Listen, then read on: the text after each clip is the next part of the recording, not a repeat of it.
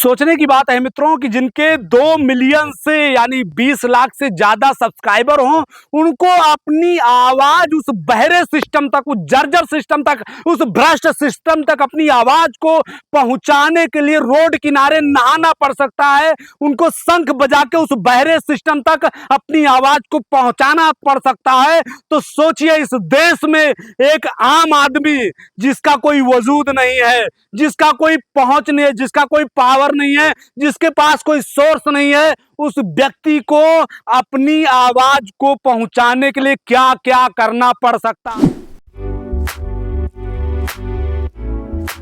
बहती नदियों के लिए जिस व्यक्ति ने क्रांति लाया, उसका नाम बताऊंगा मित्रों, लेकिन उस व्यक्ति के जीवन की कुछ परिभाषा इस तरीके की रही कि जिस भी कार्यों को लेकर उस व्यक्ति ने कदम रखा, उसको उसके आखिरी मंजिल तक पहुंचाया।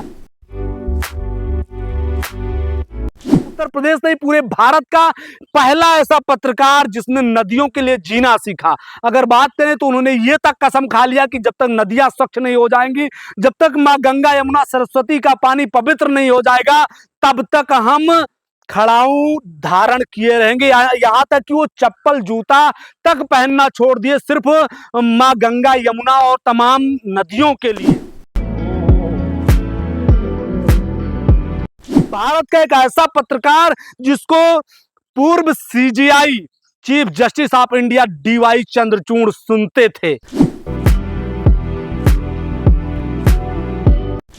तमाम टीवी चैनलों से भी कहना चाहूंगा कि ऐसे व्यक्ति से भी कुछ सीख लेने की आपको जरूरत है, जो आप नेताओं के पीछे पीछे माइक लेकर दिन भर भागते रहते हैं। कभी आप नदियों के लिए भी आवाज उठा के देखिए, कभी उन गरीब लाचारों के भी लिए आवाज उठा के देखिए।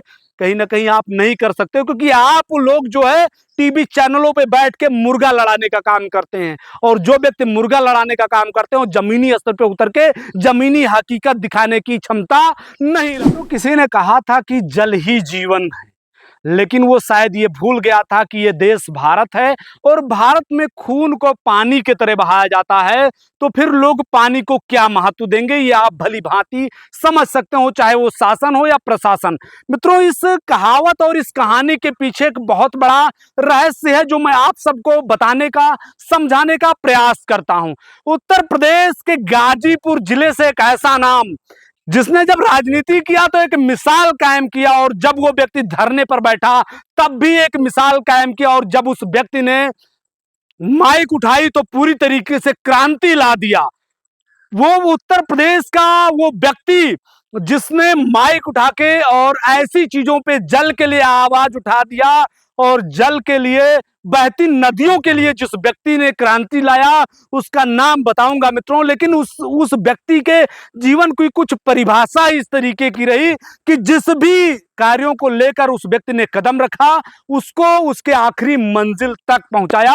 मित्रों, आप लोग एक नाम सुनते होंगे, बहुत ही चर्चित नाम गाजीपुर से निकल के आता है, जो ब्रजभूषण मार्कंडे के नाम से एक चैनल चलता है, वो हम लोग के आदरणीय हैं। अगर बात करें ब्रजभूषण दुबे जी, जो काफी वरिष्ठ पत्रकार हैं, वो जब राजनीति में थे तब भी झंडा गाड़ रखे थे, और जब पत्रकारिता कर रहे हैं तब भी उनका एक अलग पहचान है उत्तर प्रदेश में।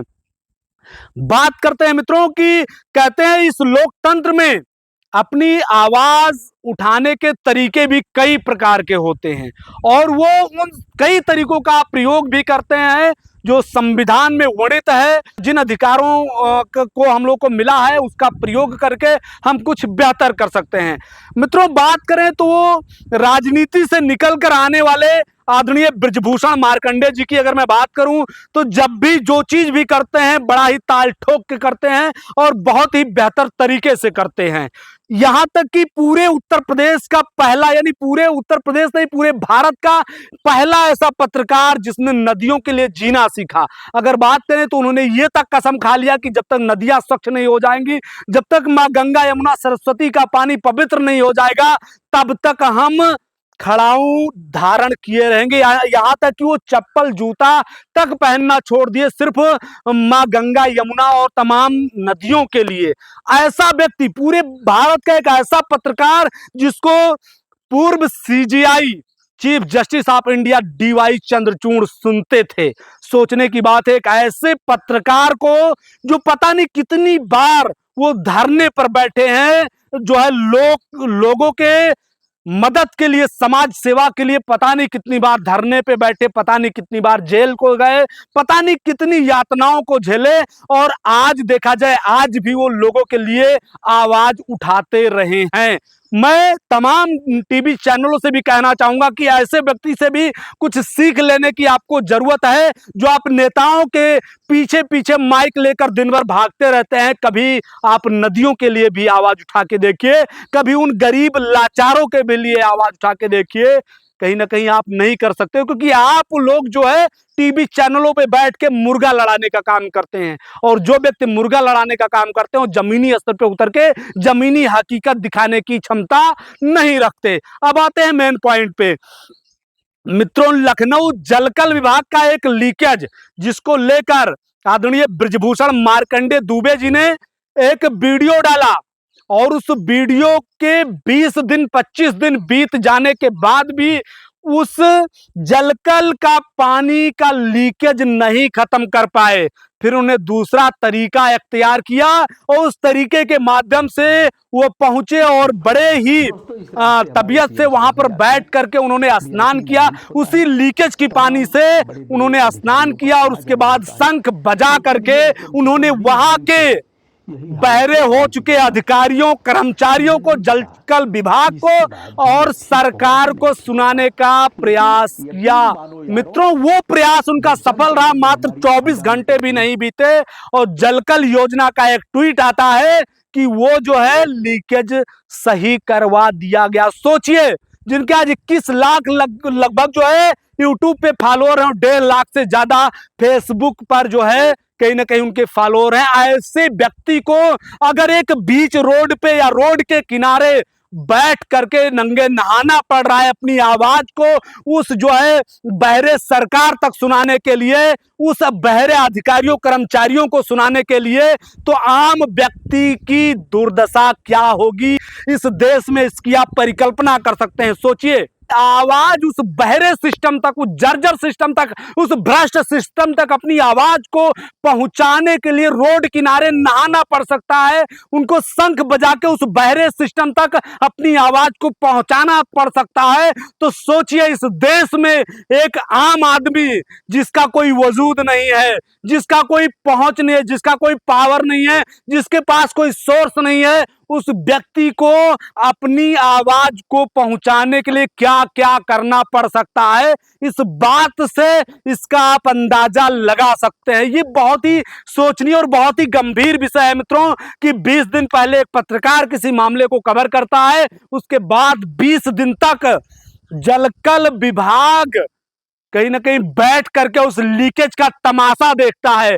लेकिन जैसे ही वो व्यक्ति बैठकर नहाते हैं, जैसे ये दुबे जी नहाते हैं, उस लीकेज की पानी में 24 घंटे भी नहीं लगते और वो लीकेज बंद करवा दिया जाता है। जलकल विभाग ट्वीट करता है और पूरा वो सोया हुआ सिस्टम, पूरा वो जर्जर सिस्टम, पूरा वो बहरा हो चुका सिस्टम पूरी तरीके से जाग जाता है, और जागने के बाद वो जो है लीकेज को सही करवा दिया जाता है। तो आप ये मत भूलिए कि आप एक ऐसे बहरे सिस्टम में बैठे हैं, आप ऐसे देश में बैठे हैं जहां सरकारें बहरी हो चुकी है, और सरकारें बहरी नहीं हुई। सरकार में बैठे हुए वो तमाम भ्रष्टाचार में लिप्त लोग जो शीर्ष नेतृत्व पर उस आवाज को पहुंचने ही नहीं देते, उसके पहले ही दबा देते हैं, वो लोग बहरे हो चुके हैं जो वहां तक उस आवाज को पहुंचने ही नहीं देते।